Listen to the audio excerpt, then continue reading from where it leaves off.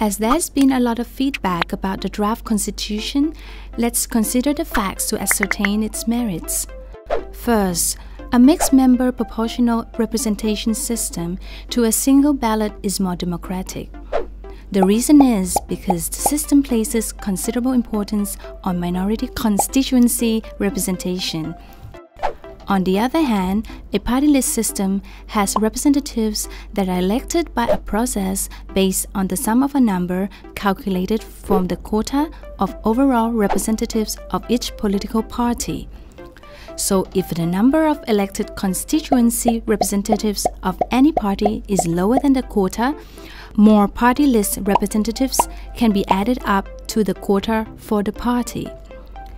Parties with a higher or equal number of constituency representatives than the quota will not be allowed to include any more party list representatives.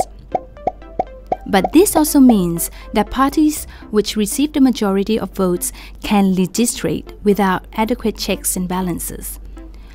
This draft constitution, therefore, allows for other parties to be included to enhance the balance. The comment that anyone who is an outsider can become Prime Minister is misleading. In the past, the Prime Minister had to be an MP who was then nominated by the Parliament.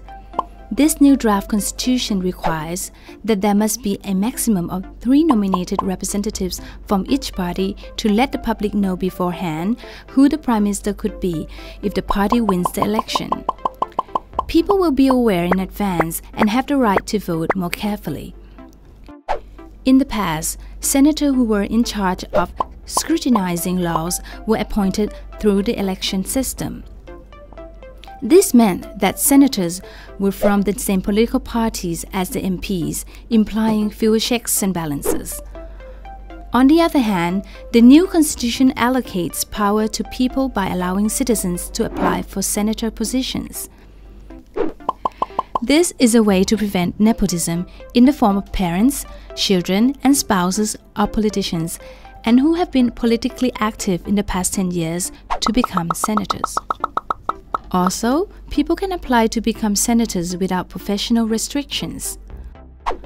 Moreover, independent organizations which can control the government without scrutiny do not exist.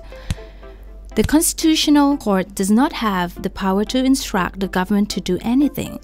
The only thing it can do is to exercise its discretion and rule in the event of a political crisis, which is scrutinized by National Anti-Corruption Commission.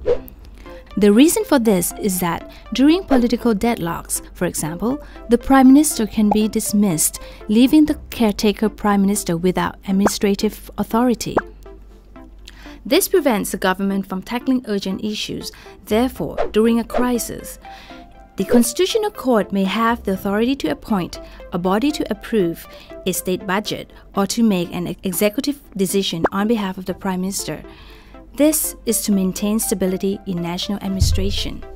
Lastly, it is recommended that everyone study the draft charter thoroughly.